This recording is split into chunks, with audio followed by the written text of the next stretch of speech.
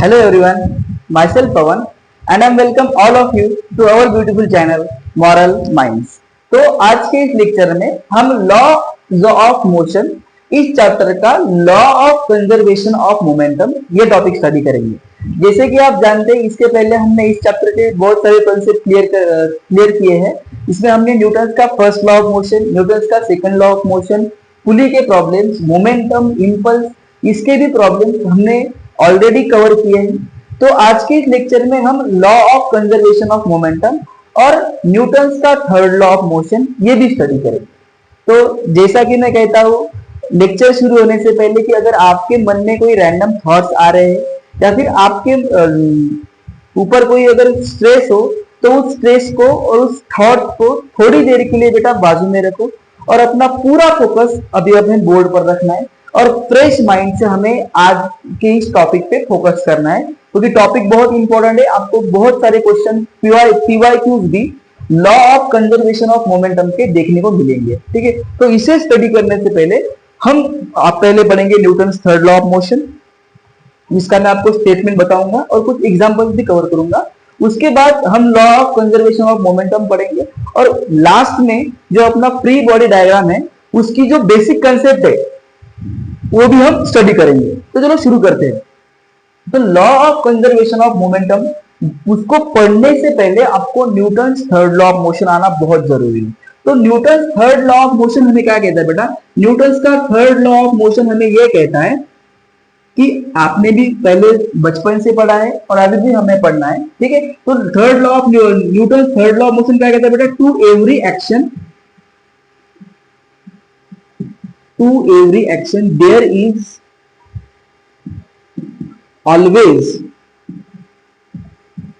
equal and opposite reaction is called Newton's third law of motion। ठीक है, every action there is always equal and opposite reaction। ठीक है, आपने बचपन से ही पढ़ा है, आज भी आपको पढ़ना है। बचपन में भी वही एग्जांपल दिया था, आज भी मैं आपको वही एग्जांपल दूंगा, बट आपको फील करा के आज आपको न्यूटन का थर्ड लॉ आपको फील हो जाएगा। ठीक है, उसके बाद आपको law of conservation of momentum बहुत इजी जाएगा। ठीक है, देखो न्यूटन का थर्ड लॉ ऑफ मोशन क्या कहता है? फॉर एग्जांपल मेरे हाथ में एक क्रिकेट का बॉल है और मेरे सामने एक वॉल है। तो अगर मैं उस बॉल को उस वॉल से हिट करूंगा, मतलब थ्रो, उस बॉल को उस वॉल की तरफ थ्रो करूंगा, तो क्या होगा? वो बॉल उस वॉल पे अपना फोर्स एक्सर्ट करेगा। ठीक है, बट वो वॉल भी उस बॉल पर उतना ही फोर्स एक्सर्ट करेगी जितना उस बॉल ने उस वॉल के ऊपर फोर्स एक्सर्ट किया है। इसे कहते हैं हम Newton third law of motion. मतलब जब कोई ऑब्जेक्ट किसी भी ऑब्जेक्ट के ऊपर एक फोर्स अप्लाई करती है तो जिस ऑब्जेक्ट के ऊपर फोर्स अप्लाई हुआ है वो ऑब्जेक्ट भी उसी ऑब्जेक्ट के ऊपर फोर्स अप्लाई करती है बट इन ऑपोजिट डायरेक्शन। इसे कहते हैं बेटा हम Newton third law of motion. For example ये अपने पास बोर्ड है, मैंने इस बोर्ड पे फॉर एग्जांपल ऐसे पंच किया, तो जितने फोर्स से मैंने इस बोर्ड के ऊपर पंच किया उतना ही पंच ये बोर्ड मेरे हाथ पर अप्लाई करेगा बट इन ऑपोजिट डायरेक्शन। इसे कहते हैं बेटा हम Newton third law of motion. बहुत सिंपल लॉ है। ठीक है, फॉर एग्जांपल अपने पास ये दो ऑब्जेक्ट है, एक ए ऑब्जेक्ट और ये दूसरी बी ऑब्जेक्ट।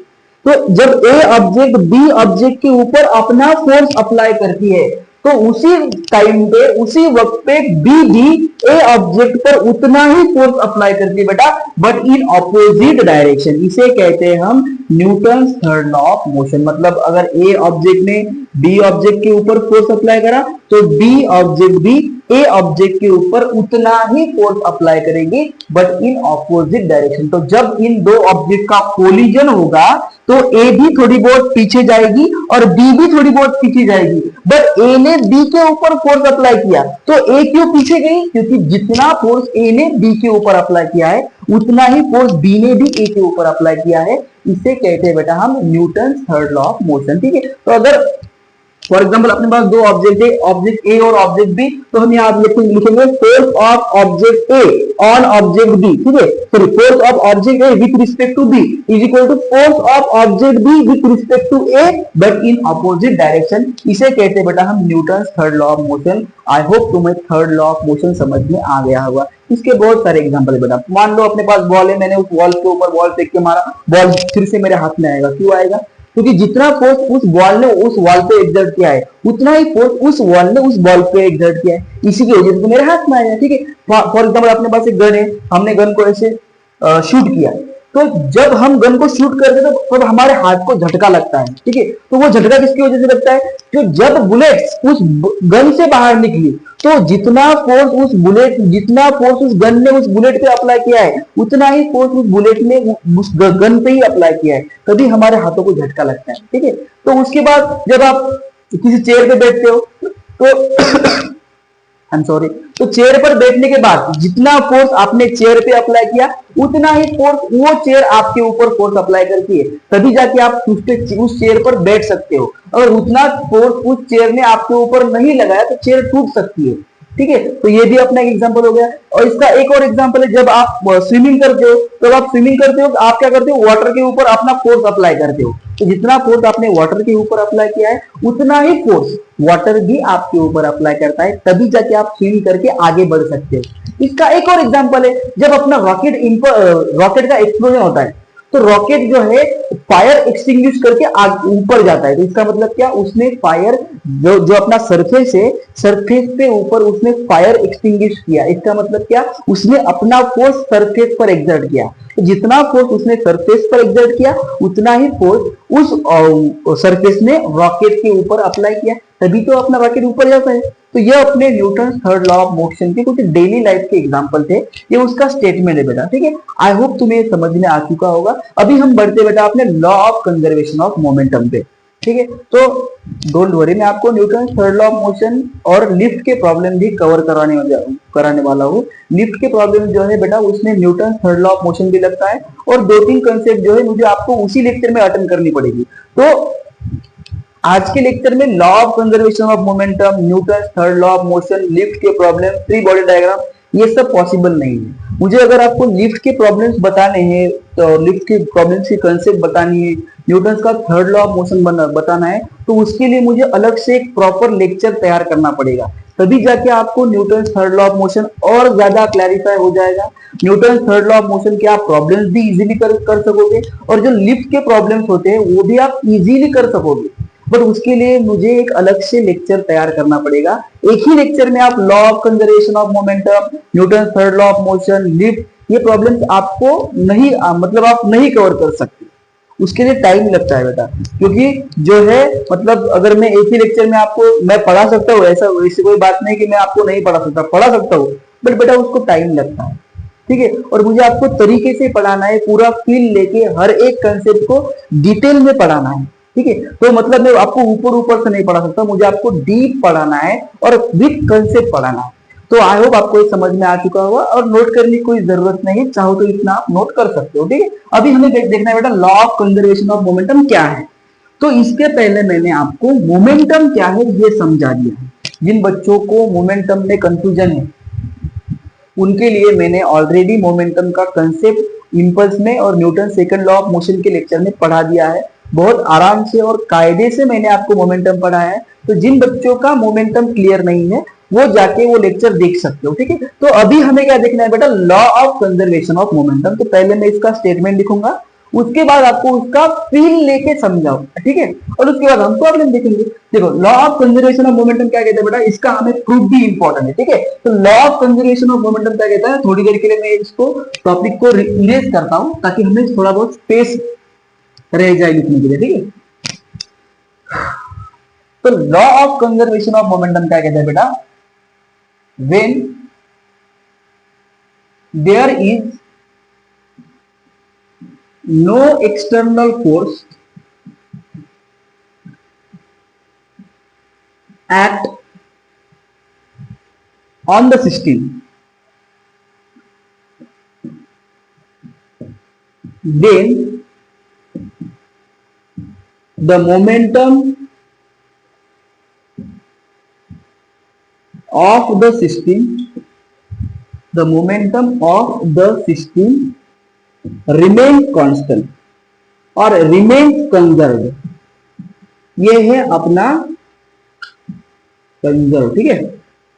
ये है अपना law of conservation of momentum. Definition अगर अभी समझ में नहीं आ रही है, डोंट वरी, आपको कोई भी लोड लेने की जरूरत नहीं है, आपको आराम से सब कुछ चीजें में समझाऊंगा, उसके बाद हम आगे बढ़ेंगे, ठीक है। तो देखो law of conservation of momentum क्या कहता है, हमारे पास फॉर एग्जांपल एक सिस्टम है।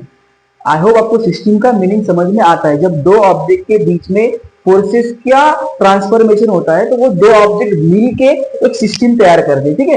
तो देखो जब किसी सिस्टम पे फॉर एग्जांपल अपनी एक ऑब्जेक्ट ए है, एक ऑब्जेक्ट बी है, ठीक है। तो जब कोई किसी सिस्टम पे एक्सटर्नल फोर्स एक्ट नहीं होता, law of conservation of momentum हमें क्या कहता है बेटा, जब किसी सिस्टम पे एक्सटर्नल फोर्स एक्ट नहीं होता तो उस केस में वो जो सिस्टम है, उस सिस्टम की जो मोमेंटम है वो कंजर्व रहती है।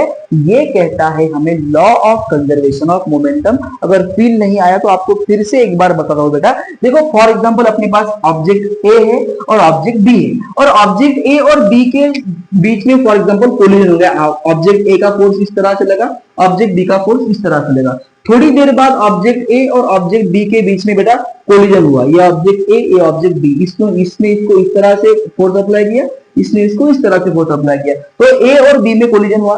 तो जब कोलिजन होगा तो फिर से एक बार क्या होगा, दोनों ऑब्जेक्ट का फोर्स ट्रांसमिट होगा, और जब इन दोनों ऑब्जेक्ट का फोर्स ट्रांसमिट होगा तब ये ऑब्जेक्ट थोड़ी दूर दूर जाएगी फिर से। तो ये जो पहले ये ए था, अब ये अपना बी है, ये पहले ए है, ये अपना बी है, इन दोनों में कोलिजन हुआ, और ये कोलिजन होने के बाद फिर से क्या हुआ, दोनों ऑब्जेक्ट क्या हो गए बेटा, स्टेबल हो गई। तो इस केस में law of conservation of momentum क्या कहता है कि ये जो इनिशियल मोमेंटम थी और ये जो फाइनल मोमेंटम है, ये दोनों मोमेंटम जो है वो दोनों मोमेंटम सिस्टम की इक्वल है। ये हमें कहता है बेटा law of conservation of momentum कि जब किसी सिस्टम पे कोई भी एक्सटर्नल फोर्स एक्ट नहीं होता तो उस केस में उस सिस्टम की जो इनिशियल मोमेंटम है और जो फाइनल मोमेंटम है वो इक्वल रहती है। ये अपना सीधा सिंपल मीनिंग है बेटा अपने law of conservation of momentum का। तो क्या कहता है बेटा, when there is no external force act on the system then the momentum of the system remains conserved. This law is said to be law of conservation of momentum. तो बच्चा तुम्हें अभी law of conservation of momentum I hope clear हो चुका होगा। इसका अभी हमें प्रूफ देखना है, ठीक है। तो आराम से देखेंगे अपन, कोई गड़बड़ नहीं करेंगे, आपके ऊपर कोई बर्डन नहीं है, विदाउट स्ट्रेस होके पढ़ो, कोई भी टेंशन मत लो और पूरा फोकस यहाँ पे दो, ठीक है। क्योंकि इसको समझने के बाद आपको law of conservation of momentum पर कोई भी क्वेश्चन इजी रहेगा, ठीक है। तो आई होप आपकी कंसेप्ट अभी थोड़ी बहुत क्लियर हो चुकी होगी कि law of conservation of momentum हमें क्या कहना चाहता है। तो law of conservation of momentum क्या कहना चाहता है बेटा कि जब किसी सिस्टम पर एक्सटर्नल फोर्स एक्ट नहीं होता तब उसकी इनिशियल मोमेंटम और फाइनल मोमेंटम दोनों मोमेंटम जो है वो कंजर्व रहती है। फॉर एग्जांपल देखो अपने पास दो ऑब्जेक्ट है, फिर से दो ऑब्जेक्ट कंसीडर करेंगे अपन। ये देखेंगे अपन ए, ये देखेंगे अपन बी। ये रहा ए का फोर्स, ये रहा अपने बी का फोर्स। तो इसका इनिशियल मोमेंटम कंसीडर करो पी ए, इसका इनिशियल मोमेंटम कंसीडर करो पी बी। ये होगी अपनी फर्स्ट केस, ठीक है। तो यहाँ पर ए और बी में फॉर एग्जांपल हो गया कोलिजन, तो ये अपना ए, ये अपना बी। तो कोलिजन होने के बाद क्या रहेगा, ए इस तरह से फोर्स अप्लाई करेगा, बी इस तरह से फोर्स अप्लाई करेगा। तो इनका जब कोलिजन होगा तब पीए भी चेंज होगा और पीबी भी चेंज होगा, क्योंकि कोलिजन की वजह से इसने इसके ऊपर फोर्स अप्लाई किया और इसने भी इसके ऊपर फोर्स अप्लाई किया। तो इस कोलिजन की वजह से क्या होता है बेटा, उनका मोमेंटम चेंज होता है। तो फॉर एग्जांपल अपना जो पीए है, इसका स्टेबल होने के बाद मोमेंटम हो गया है बेटा पी डैश ए, ठीक है। ये अपना ऑब्जेक्ट ए, और इसका मोमेंटम हो गया बेटा पी डैश बी, ठीक है। अभी ये हो गया अपना पी डैश ए और ये हो गया अपना अभी पी डैश बी, ठीक है। तो फॉर एग्जांपल इस केस में क्या हो रहा है बेटा, इस केस में न्यूटन का third law of motion apply हो रहा है, क्योंकि ए ने बी के ऊपर फोर्स अप्लाई किया और बी ने ए के ऊपर फोर्स अप्लाई किया। तो for example force of A with respect to B, अगर हम ये फोर्स कैलकुलेट करें तो इसका मतलब क्या, बी ने ए के ऊपर फोर्स अप्लाई किया है, ठीक है। तो बी ने जब ए के ऊपर फोर्स अप्लाई किया तो बी का मोमेंटम भी चेंज चेंज हो चुका होगा। तो एफ ए बी को हम क्या लिखेंगे, एफ ए बी को हम लिखेंगे बेटा, क्योंकि हमें न्यूटन का सेकंड लॉ ऑफ मोशन कहता है force is equal to delta P upon delta T, ये हमें न्यूटन का सेकंड लॉ कहता है। ठीक है, तो जब हम force of A with respect to B find करेंगे तो delta P B upon delta T आएगा, क्योंकि according to Newton second law force is equal to rate of change of momentum with respect to time. तो delta P B मतलब क्या, delta P B मतलब P B की final velocity minus initial velocity, क्योंकि अभी उसके momentum sorry final momentum minus initial momentum, क्योंकि उसके मोमेंटम में अभी चेंज आ गया है। तो इसकी फाइनल मोमेंटम क्या है बेटा, इसकी फाइनल मोमेंटम है पी डैश डी और इनिशियल मोमेंटम बेटा P D upon delta D, जैसे का तैसा। तो ये हो गया अपना एफ ए बी। सिमिलरली अगर हम एफ बी ए कंसिडर करेंगे तो एफ बी ए आ जाएगा बेटा अपना delta P A upon delta T. I hope तुम्हें ये चीजें समझ में आ रही है। ठीक है, अभी देखो डेल्टा पी ए मतलब क्या, P dash A minus P A upon delta T. I hope यहां तक चीजें क्लियर हो चुकी होगी। ठीक है, एफ बी ए, तो यहां पर हमने इसको पहले पढ़ा, इसके बाद हमने इसे पढ़ा। अभी न्यूटन का थर्ड लॉ ऑफ मोशन क्या कहता है, every action there is always equal and opposite reaction. तो ये हो गया एफ ए बी और ये हो गया एफ बी ए। तो एफ ए बी और एफ बी ए जो है वो दोनों सेम है, बट एफ ए बी के ऑपोजिट में एफ बी ए है। तो हम इसे लिखेंगे बेटा according to Newton third law of motion F A B is equal to minus F B A. I hope यहां तक अभी तुम्हें समझ में आ चुका होगा। तो what is the value of F A B, F A B is equal to बेटा P dash B minus P B upon delta T. ठीक है, similarly what is in by F B A, तो F B A आएगा बेटा अपना minus P dash A minus P A upon delta T. तो delta T gets cancel, P dash B minus P B is equal to minus P dash A plus P A, sorry plus P A. ठीक है, अभी ये P B minus वहां जाने के बाद plus, ये पी डैश ए माइनस यहां आने के बाद प्लस, तो P dash A plus P dash B is equal to बेटा P A plus P B. अभी देखो ये अपनी फाइनल मोमेंटम है ऑफ द सिस्टम और ये अपनी इनिशियल मोमेंटम है ऑफ द सिस्टम। तो जब ये प्रोसेस अकर हुई, ये प्रोसेस अकर होने के बाद हमने क्या प्रूव करा कि ये इस सिस्टम की जो फाइनल मोमेंटम है और इसी सिस्टम की जो इनिशियल मोमेंटम है वो दोनों सेम है, और इसी के बेस पर हमने law of conservation of momentum को बेटा प्रूफ किया है। आई होप ये प्रूफ कैसे आया ये तुम्हें समझ में आ चुका होगा। मैंने प्रूफ इसलिए कंसिडर करा, तुम्हें देखो इस बात को तुम्हें पकड़ के रखना है। ठीक है, जब तुम इसे पकड़ के रखोगे तब तुम कोई भी क्वेश्चन इजीली कर सकोगे। ठीक है, मैंने प्रूफ इसलिए कवर किया है क्योंकि कुछ बच्चे एनसीईआरटी बोर्ड को भी है और उनके लिए ये प्रूफ बहुत इंपॉर्टेंट है। तो जो बच्चे एनसीईआरटी बोर्ड को है वो भी इसे कंसिडर कर सकते हैं और आपके 90% क्वेश्चन यही से आप निपटा सकते हो, बट 10% क्वेश्चन में ये भी कंसेप्ट लगती है। ठीक है, तो इसलिए मुझे ये सब कुछ कवर करना पड़ा। तो अभी इसे पॉज करके नोट करो इसके बाद हम इसके इंपॉर्टेंट न्यूमेरिकल्स भी देखेंगे। ठीक है,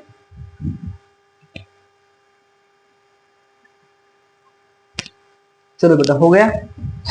आई होप तुम्हारा अभी हो चुका होगा।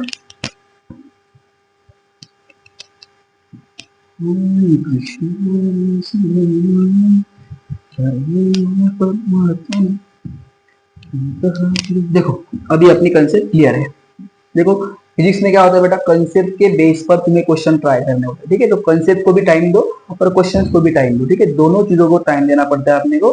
सिर्फ क्वेश्चंस करके हमारे कंसेप्ट मतलब नहीं हो सकती, आपको कंसेप्ट भी करनी पड़ेगी और क्वेश्चंस भी करने पड़ेंगे। तो कंसेप्ट को भी टाइम दो बेटा और क्वेश्चंस को भी टाइम दो। ठीक है, और कुछ चीजें ऐसी होती है जिसको मतलब आपको क्वेश्चन से भी आपकी कंसेप्ट क्लियर होती है। ठीक है, तो आपको अभी कंसेप्ट क्लियर है।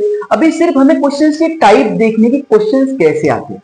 मान लो हमारे पास एक गन है। ठीक है, for example we have gun, ये अपने पास एक गन है। गन कैसी रहती है, आई थिंक ठीक है, मान लो यार एक गन है, मुझे गन का भी डायग्राम नहीं आता है, सॉरी ना, बहुत मतलब ये ऐसी गन रहती है। आई थिंक आ गया ये अपनी गन है। वाह क्या डायग्राम है, बहुत बढ़िया। ये अपना ट्रिगर है। ठीक है, ये अपना ट्रिगर है। ठीक है, ये अपनी गन है। ठीक है, और इसमें अपन ने क्या किया बेटा, बुलेट रख ली। ठीक है, ये अपना ट्रिगर है, ये अपनी गन है। ठीक है, इसलिए हमने क्या किया बेटा, इसलिए अपन ने बुलेट्स रख दी। तो देखो न्यूटन्स का थर्ड लॉ ऑफ मोशन क्या कहता है कि जब कोई बुलेट्स को तुम ट्रिगर दबाते हो तो ट्रिगर दबाने के बाद उसमें से बुलेट बाहर निकलेगी।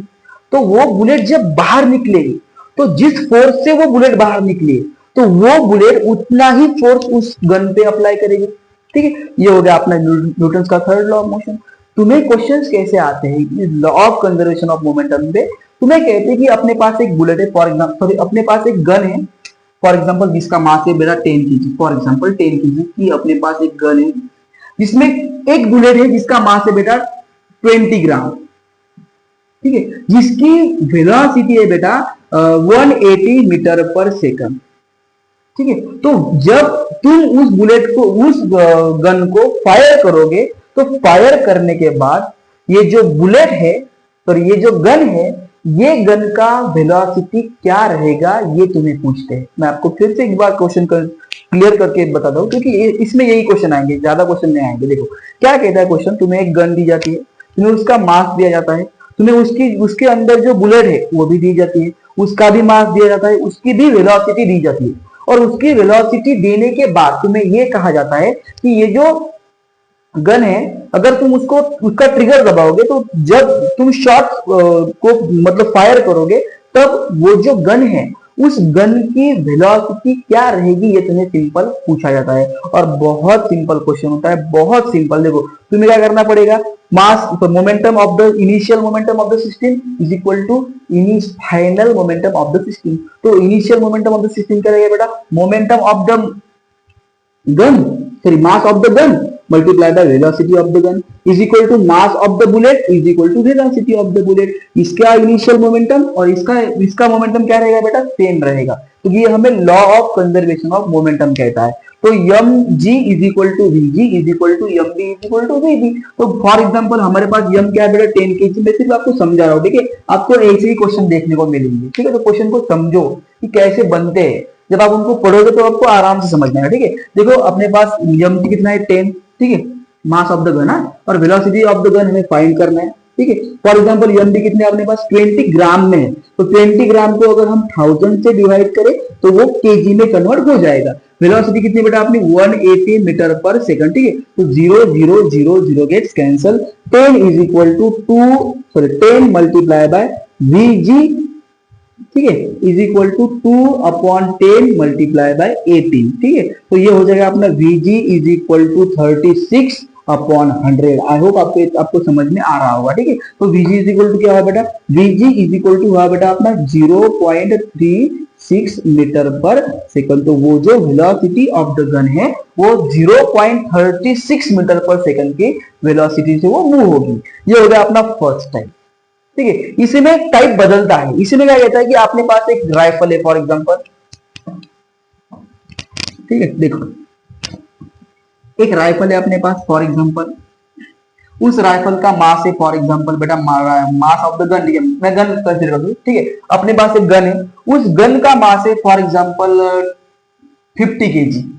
50 kg के अपने पास गन है। ठीक है, उस गन में जो बुलेट्स है वो है फॉर एग्जांपल उस गन में फॉर एग्जांपल 10 बुलेट्स है। ठीक है, number of bullets is equal to 10। ठीक है, तो 10 बुलेट जो है वो एक सेकंड में फायर होती है, एक सेकंड में हम 10 बुलेट्स को फायर करते हैं। ठीक है, तो उस बुलेट का जो मास है वो उस बुलेट का मास फॉर एग्जांपल है 15 ग्राम। ठीक है, मास ऑफ द बुलेट कितना है बेटा 15 ग्राम, और उस एक बुलेट की जो स्पीड है बेटा वो रहेगी अपनी for example v is equal to 250 metre पर सेकंड। तो velocity of the gun find करो। फिर से क्वेश्चन समझा दो, डोंट वरी। अपने पास एक गन है जिसका मास है बेटा 50 kg, जिसमें एक सेकंड में 10 शॉट्स फायर होते हैं। मतलब जब आप उसको एक बार सिंगल ट्रिगर दबाओगे तो एक सेकंड में उसमें से 10 गोलियां बाहर पड़ेगी। तो एक सेकंड में अगर 10 बुलेट्स बाहर पड़ रही है तो एक सेकंड में उस राइफल पर 10 बुलेट्स का फोर्स लग रहा है। मतलब 10 बुलेट की momentum is equal to momentum of the gun.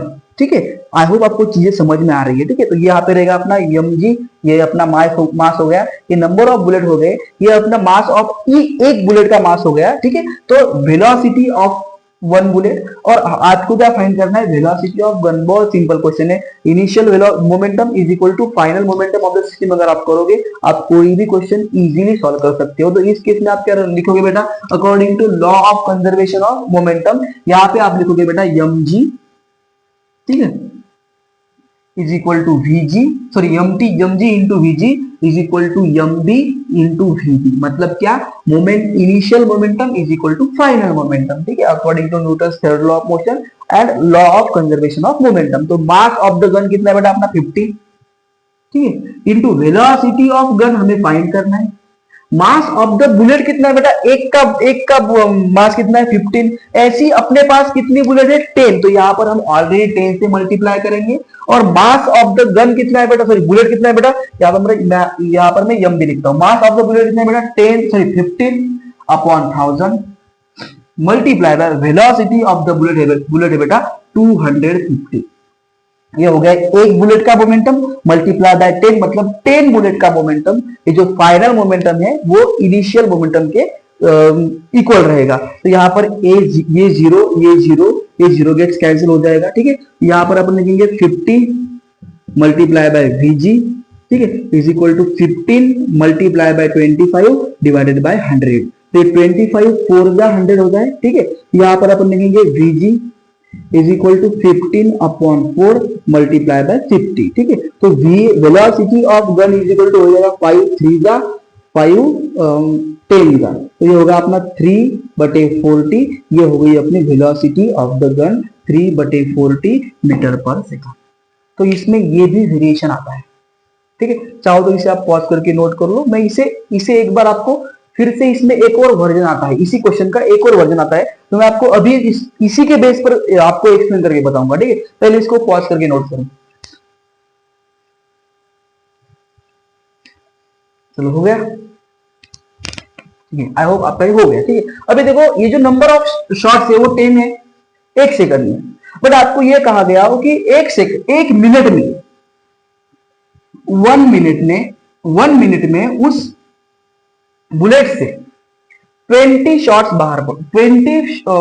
Fire हो गए। 1 मिनट में 20 शॉट्स फायर हो गए। अभी पहले तो 1 सेकंड में 10 बुलेट बाहर पड़ी थी, अभी जो है 1 मिनट में 20 फायर हो गए, ठीक है। वो जो अपनी गन है उसका मास भी मतलब चेंज करता हूं मैं, ठीक है, मास चेंज करता हूं। यहाँ पे 40 लिखता हूं, यहाँ पर मैं मास ऑफ द बुलेट 20 लिखता हूं, यहाँ पर मैं 200 मीटर पर सेकंड लिखता हूं, और आपको velocity of the gun find करनी है। सेम कंसेप्ट है बेटा, सेम कंसेप्ट में हमें खेलना है, बट थोड़ा बहुत वेरिएशन होता है। अभी क्या दिया था हमें, 1 सेकंड में 10 फायर, अभी 1 मिनट में 20 फायर हो चुके हैं। तो कुछ नहीं करना, मिनट को सेकंड में कन्वर्ट करना है, हो गया अपना क्वेश्चन सॉल्व। अभी क्या करेंगे अपन, अभी हम करेंगे बेटा mg into vg is equal to mb into vb, ठीक है। mg into vg is equal to mb into vb, ये अपना कंसेप्ट है। अभी मास ऑफ द गन हमें फाइंड दिया गया है, 40 kg की अपनी गन है बेटा। वेलोसिटी ऑफ द गन हमें फाइंड करना है बेटा। मास ऑफ द बुलेट, एक बुलेट का मास, ठीक है। ऐसे 1 मिनट में 20 फायर हो चुके हैं, तो 1 सेकंड में कितने फायर हो गए बेटा, तो यहां पर हम लिखेंगे 20/60 मल्टीप्लाई बाय, ठीक है, मास ऑफ द बुलेट कितना है बेटा 20, ठीक है, और वेलोसिटी ऑफ एक बुलेट की कितने बेटा 200। तो ये जीरो गेट्स कैंसल, ठीक है। ये 40 यहाँ पे मल्टीप्लाई को, वहां पे जाने के बाद डिवाइड को, तो ये आ गया बेटा vg is equal to 20 multiply by ये 2 multiply by 20 multiply by 200 divided by 6 multiply by 1000 multiply by 40। Sir आपने यहाँ पर 1000 नहीं लिखे थे, वही हमारे दिमाग में चल रहा था, अभी मेरे भी दिमाग में वो आ चुका है, ठीक है। यहाँ पर हमने वेलोसिटी ऑफ गन को सेट कर लिया, अभी इसको सिंपल करना है। 21 जा 20, 22 जा 40, 2 गेट्स कैंसल, 2 0 से 2 0 गए, कितने बचे बेटा आपने, velocity of gun is equal to 2/60। तो वेलोसिटी ऑफ गन हो जाएगा बेटा अपना 1/30, मतलब वेलोसिटी ऑफ गन हो गई बेटा अपनी 1/30 मीटर पर सेकंड। तो आई होप तुम्हें ये भी क्वेश्चन समझ में आ चुका होगा। ऐसे ही क्वेश्चन बनते हैं, इसे पॉज करके नोट करो। 2 क्वेश्चन मुझे और डिस्कस करने हैं ताकि आपका और क्लैरिफाई हो जाए, ठीक है। इसे पॉज करके नोट करो बेटा। चलो ठीक है, अभी 2 टाइप और बची है, उसके बाद आपको एक बार मैं वो फ्री बॉडी डायग्राम की थोड़ी बहुत कंसेप्ट बताता हूँ, और फिर हम कल लिफ्ट के प्रॉब्लम देखेंगे और Newton third law of motion detail में देखेंगे। डोंट वरी, कोई बात नहीं, हमें हमें कोई लोड लेना नहीं है, ठीक है। आराम से पढ़ना है, लिफ्ट के प्रॉब्लम भी हम आराम से पढ़ेंगे और Newton third law of motion भी हम अगले लेक्चर में आराम से पढ़ेंगे। अभी फिलहाल के लिए तुम्हें law of conservation of momentum पे फोकस करना है और उसके बाद फ्री बॉडी डायग्राम के कंसेप्ट पर फोकस करना है, ठीक है। अभी देखो बेटा क्या कहता है हमें, एक क्वेश्चन है फॉर एग्जांपल अपने पास, इफ अ बॉम्ब, बापरे, if a bomb is explode, sorry, if a 9 kg bomb, if a 9 kg bomb, wow, explodes, ठीक है, into 2 pieces, उसके 2 पीस हो गए, into 2 pieces, ठीक है, 6 kg and 3 kg, उसके 2 पीस हो गए, एक 6 kg का और 3 kg का। The velocity of 3 kg mass is 20 meter per second. Then find the kinetic energy of 6 kg mass. Simple question है बेटा, निपटा दोगे तुम, पॉज करके नोट करके इसको निपटा दो, ठीक है। और जिसको नहीं आता मेरे साथ सॉल्व कर दो। क्या कहता है क्वेश्चन, अपने पास एक 9 kg का बॉम्ब है, उसके हमने 2 पीस कर दिए, एक 3 kg का, एक 6 kg का। 3 kg के मास की जो वेलोसिटी है वो 20 मीटर पर सेकंड है, तो 6 kg का जो बॉम्ब है उससे जो काइनेटिक एनर्जी क्रिएट होगी, वो काइनेटिक एनर्जी कितनी रहेगी वो हमें इस क्वेश्चन में दिया गया है। क्वेश्चन में क्या करना है, पहले law of conservation of momentum find करना है। Velocity of momentum of 3 kg is equal to momentum of 6 kg। तो यहाँ पे अपन क्या लिखेंगे, M A into V A is equal to M B into V B. तो एम ए मतलब 3 kg को आप 1 एम ए पकड़ो, multiply by V A B, उसकी वेलोसिटी को पकड़ो 20। एम बी मतलब क्या, ये 6 हो गया एम बी, और ये वी बी हमें फाइंड करना है बेटा। तो 6 मल्टीप्लाई को यहाँ पे जाने के बाद डिवाइड को ये आ जाएगा बेटा अपना 60/6 is equal to V B, ये हो गया अपना 10। तो वेलोसिटी ऑफ बी मतलब जो 6 kg का बॉम्ब है उसकी वेलोसिटी रहेगी बेटा 10 मीटर पर सेकंड। बट हमें वेलोसिटी नहीं पूछी, हमें काइनेटिक एनर्जी पूछी है। तो what is the formula for kinetic energy, kinetic energy is equal to 1/2 M V का स्क्वायर। तो kinetic energy equal to 1/2 M कितना है बेटा अपना 6 मल्टीप्लाई बाय 10 कितना, वेलोसिटी कितना है बेटा आपने 10, क्योंकि हम 6 kg की काइनेटिक एनर्जी फाइंड कर रहे हैं, ठीक है। तो ये हो जाएगा बेटा अपना 3, तो 3 multiply by 100 that is kinetic energy is equal to 300 joule. इतनी काइनेटिक एनर्जी अपने 6 kg के बॉम्ब को जब हम एक्सप्लोड करेंगे या फिर थ्रो करेंगे तो इतनी काइनेटिक एनर्जी उसमें तैयार हो जाएगी, ठीक है। आई होप ये क्वेश्चन आपको समझ में आ चुका होगा। पॉज करके इसे नोट करो बेटा।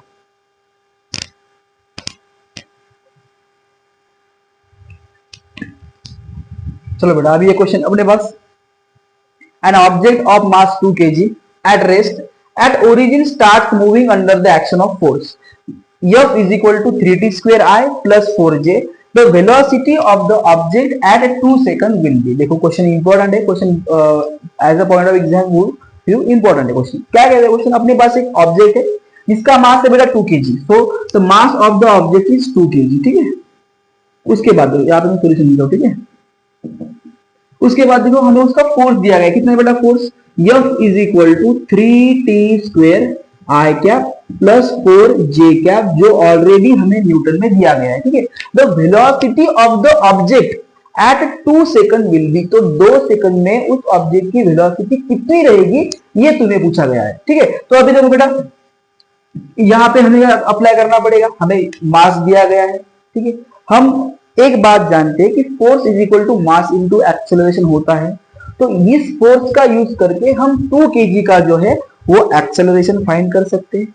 उसके बाद एक्सेलरेशन को डेरिवेट करके हम वेलोसिटी फाइंड कर सकते हैं, ठीक है। वो जो अपनी वेलोसिटी रहेगी बेटा वो रहेगी अपनी the velocity of that object. इतना सिंपल क्वेश्चन है इतना सिंपल क्वेश्चन है, तो अभी हम इसे सॉल्व करेंगे। तो जिन बच्चों को आता है वो पॉज करके नोट कर सकते हैं, ठीक है, और पॉज करके नोट करके खुद से ट्राई भी कर सकते हैं, ठीक है। तो अभी देखो बेटा क्या करना है, हमें ये करना है बेटा, m is equal to 2 kg, f is equal to 3t square i plus 4j। तो we know that according to Newton's law of motion f is equal to mass into acceleration. तो एक्सेलरेशन इज इक्वल टू क्या आएगा, acceleration आएगा अपना force upon mass. तो acceleration is equal to force कितना है बेटा अपना 3t का स्क्वायर प्लस 4j, ठीक है, अपॉन मास कितना है, मास है अपना t, ओके। तो ये हो गया अपना एक्सेलरेशन, और एक्सेलरेशन इज इक्वल टू बेटा dv बाई dt। तो ये भी रहेगा बेटा अपना dv by dt 3t square i plus 4j upon t, ठीक है, ये अपना dv बाई dt। तो तुम जानते हो बेटा, अगर तुम्हें dv बाई dt को अगर तुम्हें मतलब rate of change of velocity with respect to time, जिसे हम एक्सेलरेशन कहते हैं, उस पर से अगर तुम्हें वेलोसिटी फाइंड करनी है तो तुम उसे इंटीग्रेट करोगे। तो taking integration on both side we get integration of dv by dt is equal to integration of 3t square upon 2 i क्या प्लस 4 अपॉन 2 इंटू j क्या, ठीक है, मल्टीप्लाई बाय dt। तो जैसा कि तुम जानते हो इंटीग्रेशन सेपरेट सेपरेट लगता है, डेरिवेशन इंटीग्रेशन गेट कैंसिल, ये होगा अपना v 3/2 इंटीग्रेशन के बाहर, ठीक है। आई थिंक ये 3t स्क्वायर प्लस 4t है बेटा, ये 4t है, ठीक है, ये 4t है, इसको 4t लिखो, ठीक है, ये 4t है, 4tj क्या।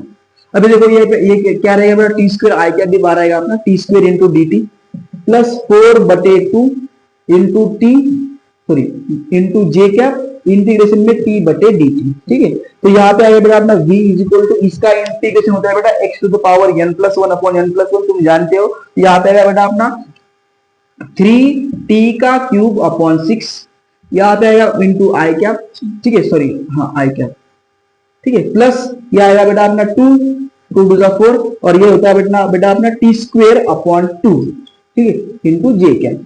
तो 3 to the 6 v is equal to बेटा अपना टी क्यूब आई कैप, ठीक है, बटे 2 plus T square into J क्या, ठीक है। तो t की वैल्यू हमें कितनी दी है बेटा, t की वैल्यू हमें दी गई है 2 सेकंड। तो यहाँ पर हम t की वैल्यू लिखेंगे 2 सेकंड। तो यहाँ तक आप इसको पॉज करके नोट करो, मैं इसको इरेज करके यहाँ पे लिखता हूँ, ठीक है, इसे पॉज करके नोट करो। चलो हो गया अभी यहाँ तक, इसको इरेज करता हूँ, ठीक है। अभी लास्ट स्टेप है v is equal to T cube upon 2 into I क्या plus T square into J, ठीक है। अभी देखो t की वैल्यू कितनी है 2 सेकंड। तो यहाँ पर हम क्या लिखेंगे, v इज इक्वल टू 2 का क्यूब अपॉन 2 इंटू आई क्या प्लस 2 का स्क्वायर इंटू जे क्या, ठीक है। तो v इज इक्वल टू 2 का क्यूब रहेगा बेटा 8/2 आई क्या, और 2 का स्क्वायर रहेगा बेटा 4 इंटू जे क्या। तो 2 4 जा 8, तो अपनी जो वेलोसिटी है वो है 4 आई क्या प्लस 4 जे क्या मीटर पर सेकंड, ठीक है। आई होप क्वेश्चन तुम्हें क्लियर हो चुका होगा, बहुत सिंपल क्वेश्चन था, चाहो तो इसे भी पॉज करके नोट कर सकते हो।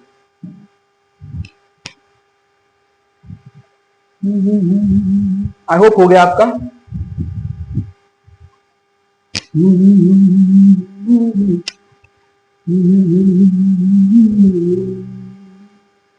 रब ना करे कि ये जिंदगी कभी किसी को दगा दे। देखो बेटा, अभी अपन ने न्यूटन्स का third law of motion clear किया, अभी अपन ने law of conservation of momentum clear किया। अभी हमें सिर्फ 4 फ्री बॉडी डायग्राम जो है उसकी कंसेप्ट देखनी है, उसके बाद हम पुली की 4 फ्री बॉडी डायग्राम देखेंगे, और जो स्लोप पे अगर कोई ऑब्जेक्ट है तो उसकी भी फ्री बॉडी डायग्राम देखेंगे, ठीक है। तो अभी हमें सिर्फ concept of free body diagram देखनी है, उसके बाद हम टेंशन इन द स्ट्रिंग और application of free body diagram इसकी भी कंसेप्ट देखेंगे। तो ये उसका बेस है, अगर ये आपको आता है तो वो आपको इजीली, आप कोई भी क्वेश्चन इजीली सॉल्व कर पाओगे, ठीक है। तो पहले इस पर फोकस करो, उसके बाद में अपन वो देखेंगे, ठीक है। अभी देखो बेटा, फ्री बॉडी डायग्राम क्या है। मान लो अपने पास एक टेबल है, उस पर एक अपना फिजिक्स का बुक है, ठीक है, ये अपना फिजिक्स का बुक है 11th का। तो ये जो 11th का बुक है, तो पहली बात फ्री बॉडी डायग्राम होता क्या है। तो फ्री बॉडी डायग्राम कुछ नहीं होता, एक ऑब्जेक्ट पर जितने फोर्स अप्लाई हो रहे हैं तो उन जब जब किसी ऑब्जेक्ट पर जितने फोर्स अप्लाई होते हैं और उन फोर्स को आप डायग्रामेटिकली या फिर किनेटिकली उसको आप शो करते हो, तो उसे कहते हैं बेटा फ्री बॉडी डायग्राम। तो यहाँ पर जो अपना बुक है, इस बुक पे mg डाउनवर्ड फोर्स लग रहा है, जिसे इसका नॉर्मल रिएक्शन बैलेंस करना है। तो ये हो गई अपने बुक की सिंपल फ्री बॉडी डायग्राम। ठीक है, तो फ्री बॉडी डायग्राम की कंसेप्ट क्या है? अगर एक ऑब्जेक्ट पर ढेर सारे फोर्सेस अप्लाई हो रहे हैं, तो उन फोर्सेस को जब आप डायग्रामेटिकली रिप्रेजेंट करते हो, तो उसे हम कहते हैं बेटा free body diagram. I hope आपकी इस कंसेप्ट अभी क्लियर हो चुकी होगी। तो इसकी पहली केस है बेटा, देखो ये अपना ब्लॉक है फॉर एग्जांपल। इस ब्लॉक को हमने किसी फोर्स, इसको फोर्स अप्लाई किया थीटा एंगल पे और इसको अपन ने पुल किया। ठीक है, तो जब आप इसे पुल करोगे, इस फोर्स को जब आप पुल करोगे, तो पुल करने पर ये जो फोर्स है बेटा अपना, इस जो हमने एंगल दिया है थीटा, तो ये जो फोर्स है वो दो कंपोनेंट में डिवाइड होता है। एक जाता है अलोंग एक्स एक्सिस, एक जाता है अलोंग वाई एक्सिस। तो जब आप इसे पुल करोगे बेटा, तो इसे पुल करने पर इसका जो एक फोर्स है वो रहेगा बेटा एफ कॉस थीटा, जो रहेगा अलोंग एक्स एक्सिस, और दूसरा रहेगा बेटा एफ साइन थीटा, जो रहेगा बेटा इसका अलोंग वाई एक्सिस। ठीक है, ये अपना थीटा है दोनों पे एंगल के बीच में। तो ये एफ कॉस थीटा जो है वो रहता है अलोंग एक्स एक्सिस, और एफ साइन थीटा जो रहता है वो रहता है अलोंग वाई एक्सिस। ठीक है, तो ये हो गया अपना फोर्स का फ्री बॉडी डायग्राम। तो इस ब्लॉक को जब आप पुल करोगे, तो उसकी फ्री बॉडी डायग्राम आपको कुछ इस तरह से दिखेगी, क्योंकि जो अपना फोर्स है वो एक वेक्टर क्वांटिटी है। और मैंने आपको रिजोल्यूशन ऑफ वेक्टर में बताया था कि जब कोई वेक्टर क्वांटिटी अप्लाई होती है तो वो रिजोल्व भी होती है। एक जाता है उसका कंपोनेंट अलोंग एक्स एक्सिस जो कॉस थीटा में होता है, और दूसरा जाता है बेटा अलोंग वाई एक्सिस जो साइन थीटा में होता है। ठीक है, अभी इसका जो मास है वो है बेटा mg, वो रहेगा डाउनवर्ड, और इसके mg को अभी नॉर्मल रिएक्शन भी बैलेंस कर रहा है। तो इसके mg को नॉर्मल रिएक्शन भी बैलेंस किया और एफ साइन थीटा ने भी बैलेंस किया। तो ये हो गई बेटा अपनी दूसरी फ्री बॉडी डायग्राम। ठीक है, अभी देखो बेटा तीसरी फ्री बॉडी डायग्राम अपन कैसे लिखेंगे। बस कंसेप्ट बता रहा हूं मैं तुम्हें, डिटेल में नहीं बता रहा हूं, डिटेल में आपको टेंशन के वक्त पढ़ना है। अभी सिर्फ कंसेप्ट बिल्ड करो। ठीक है, मान लो अपने पास एक इंक्लाइन प्लेन है कुछ इस प्रकार से। ठीक है, इस पर अपन ने एक ब्लॉक रख दिया। ठीक है, इसका अभी वेट जो है mg है। ठीक है, तो mg जो है हमेशा डाउनवर्ड रहता है, इसका मान लीजिए इसका एंगल थीटा है। ठीक है, तो इसका जो वेट है फोर्स है ये वो रहेगा mg, क्योंकि इसके वेट की वजह से वो नीचे आ रहा है। ठीक है, फॉर एग्जाम्पल आप इसे ऊपर खींच रहे हो। ठीक है, ये अपना इंक्लाइन प्लेन है, इसको आप ऊपर खींच रहे हो एफ फोर्स से। ठीक है, तो ये जो अपना इंक्लाइन प्लेन है, पहली बात तो इसको ऊपर नॉर्मल रिएक्शन लग रहा है, ये होगा इसका पहला फोर्स। ठीक है, तो ये जो अपना फोर्स है, आप इसको जब एक्स से मतलब अप्लाई करोगे, तो इसका mg साइन जो इसका वेट है वो रिजॉल्व होता है, क्योंकि इसका जो वेट है इस फोर्स की वजह से अनस्टेबल हो रहा है, तो इसका जो वेट है वो रिजॉल्व होता है। तो इस केस में ये रहता है बेटा अपना mg साइन थीटा, ये रहता है बेटा अपना mg कॉस थीटा, और ये रहता है बेटा अपना mg। ठीक है, ये रहता है बेटा अपना नॉर्मल रिएक्शन। अब ये आया कैसे, देखो वेट जो है वो वेट दो कंपोनेंट में ही रिजॉल्व हुआ है। एक हुआ है mg cos थीटा और ये हुआ है mg sin थीटा। बट देखो ये थीटा जो है ये 90 माइनस थीटा है। ये जो अपना थीटा है बेटा, इसको हमने 90 में से कन्वर्ट किया है, क्योंकि वो जो रूल था वो 90 डिग्री के लिए लगा था, और ये जो थीटा है वो 90 में से कम है। तो ये थीटा नहीं है, ये mg cos 90 माइनस थीटा है। तो जब mg cos 90 माइनस थीटा होता है, तो उसका फॉर्मूला है बेटा cos 90 minus theta is equal to sine theta. तो यहाँ पे आएगा बेटा mg साइन थीटा, और ये होता है बेटा mg साइन थीटा जो अलोंग y एक्सिस में रहता है। इस केस में वो डाउनवर्ड जाता है, जो नॉर्मल रिएक्शन को बैलेंस करेगा। तो mg साइन थीटा ही है, बट थीटा अभी 90 में से कम है, मतलब इसे हम लिखेंगे बेटा mg साइन 90 माइनस थीटा। और mg साइन 90 माइनस थीटा का फॉर्मूला होता है बेटा cos थीटा। तो इस केस में ये हो जाएगा अपना mg साइन थीटा और ये हो जाएगा अपना mg cos थीटा, और इन दोनों का resultant according to parallelogram mg कुछ इस प्रकार से लगेगा। ये हो गई अपने बेटा फ्री बॉडी डायग्राम की तीसरी केस। तो आई होप मैंने जो आपको पुली में केसेस बताए थे उनका अभी आपको थोड़ा थोड़ा क्लैरिफिकेशन आ रहा होगा, ठीक है। तो आई होप आपको तीसरी भी कंसेप्ट क्लियर हो चुकी है। अभी देखो पुली के केस में क्या होता है बेटा, पुली के केस में देखो मान लो अपने पास एक पुली है, ठीक है, ये अपने पास एक वेट है m1g, ठीक है, ये अपने पास दूसरा वेट है बेटा m2g, या फिर इसमें इसे m1 कहता हूं, इसे m2 कहता हूं। तो इसमें ये टेंशन रहेगा, इसमें भी ये टेंशन रहेगा, क्योंकि ये जो टेंशन है वो एक सेम स्ट्रिंग में है, और सेम स्ट्रिंग का टेंशन बेटा, सॉरी, एक सेम स्ट्रिंग में सेम टेंशन क्रिएट होता है। तो ये हो गया अपना m1, ये हो गया अपना m2। अभी देखो m2 m1 से ज्यादा है, हमें दिख रहा है, तो इसकी वजह से m2 का जो एक्सेलरेशन है वो पॉजिटिव है। क्यों पॉजिटिव है? क्योंकि m2 का जो वेट है वो डाउनवर्ड है, इसका m भी डाउनवर्ड रहेगा, m2g बेटा डाउनवर्ड है, और ये डाउनवर्ड ही जा रहा है, मतलब इस केस में इसका जो वेट रहेगा, इसका जो फोर्स रहेगा वो डाउनवर्ड रहेगा। तो ये जो एक्सेलरेटेड मोशन है इसका एक्सेलरेशन पॉजिटिव है। तो इसका जो, अगर हम इसका इक्वेशन तैयार करेंगे तो इसका इक्वेशन आएगा बेटा m2g, इसका टेंशन इससे दूर जा रहा है, मतलब ये आएगा बेटा -t is equal to m2a। ये हो गया अपना इसका इक्वेशन। पुली में इस केस का हम इस तरह से इक्वेशन क्यों लिखते हैं अभी आपको समझ में आ चुका होगा। अगर नहीं आता है तो बड़ा मैं आपको फिर से एक्सप्लेन करता हूं। ये जो m2 है ये डाउनवर्ड जा रहा है, और डाउनवर्ड जाने की वजह से ये इसका एक्सेलरेशन पॉजिटिव है, ठीक है, और इसका एक्सेलरेशन पॉजिटिव होने की वजह से बेटा ये इसका m2g भी पॉजिटिव रहेगा।